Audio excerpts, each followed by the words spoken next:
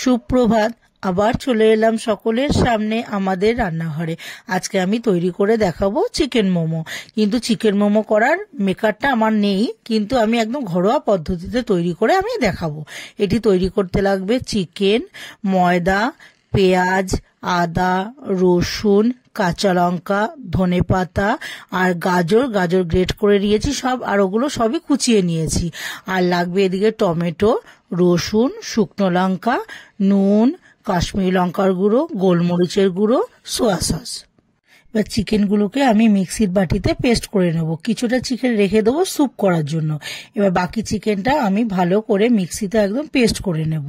এবার একটা বাটির মধ্যে ওই পেস্টটাকে নেব, আর পেঁয়াজটা যে কুচিয়ে রেখেছি, পেঁয়াজ, রসুন কুচোনো, আর একটু কাঁচা লঙ্কা, ধনেপাতা আর কিছুটা গাজর গ্রেট করা যেটা রয়েছে কিছুটা আমি ওর মধ্যে নেব, আর হচ্ছে সোয়া সস আর নুন, পরিমাণ মতো নুন দিয়ে আমি ভালো করে এটাকে আমি মাখবো।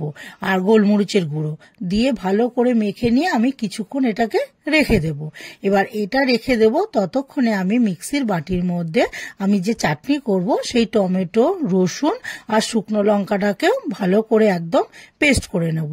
তাহলে এবার আগে চাটনিটা করে নেব। আমি ওভেনে কড়াই বসিয়ে একটু সর্ষের তেল দিয়ে তার মধ্যে ওই মশলা পেস্ট করেছি সেটাকে দিয়ে দেবো।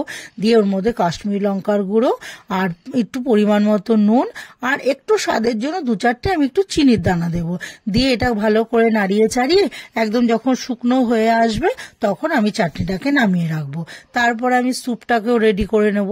আমি ওভেনে প্রেসার কুকারটা বসিয়ে তার মধ্যে একটু সাদা তেল দিয়ে দেবো, অল্প একটু দিয়ে সাদা তেলটা গরম হলে একটু রসুন কুচি, আদা কুচি আর বাঁধাকপির পাতা যে কুচিয়ে রেখেছি আর গাজর গ্রেট করে রেখেছি এটাকেও আমি ওর মধ্যে দিয়ে দেব।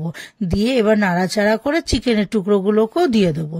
দিয়ে এইবার হচ্ছে পরিমাণ মতো একটু নুন দেব, আর একটু গোলমরিচের গুঁড়ো দেব, আর সোয়া সস দেব। দিয়ে এবার ভালো করে এটাকে নাড়াচাড়া করে নিয়ে এবার পরিমাণ মতো আমি স্যুপটা তৈরি করার জন্য জল দিয়ে দেবো।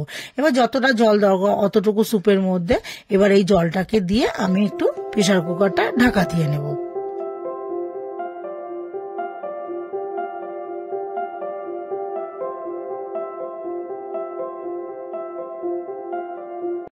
এবার এটা সিটি মারতে মারতে আমি ততক্ষণে আমি ময়দাটা আগেই আমি ময়ম বলতে শুধু নুন আর সাদা তেল আর উষ্ণ জল দিয়ে আমি ওটাকে ভালো করে মেখে রেখেছি। এবার ছোট ছোট করে লেচি তৈরি করে কেটে এবার ওটাকে পাতলা করে একদম বেলে ওর ভেতরে চিকেনের পুরটাকে দিয়ে এবার ভালো করে একটু ডিজাইন করে মানে একটু পাতার মতো করে সুন্দর শেপ করে নিয়ে প্রত্যেকটা মোমো আমি সুন্দর সাজিয়ে নিয়েছি। এইবার যে ঘরোয়া পদ্ধতিতে আমি আগেই বলেছি, এবার একটা হাঁড়ির মধ্যে জল দিয়ে আমি ওভেনে বসিয়ে দিয়েছি। এবার জলটা গরম হয়ে যাওয়ার পর আমি যে আটা চালনিটার মধ্যে ভালো করে তেলটাকে একটু মাখিয়ে নেব, সাদা তেল নিয়ে এবার মোমোগুলোকে পরপর সুন্দর করে আমি সাজিয়ে দেব। দিয়ে নিয়ে একদম চাপা ঢাকা দিয়ে দেব। ওদিকে গরম জলটা ফুটবে আর ওটা উপরে ভাপে, তাহলে আমার মোমোটা সেদ্ধ হয়ে যাবে।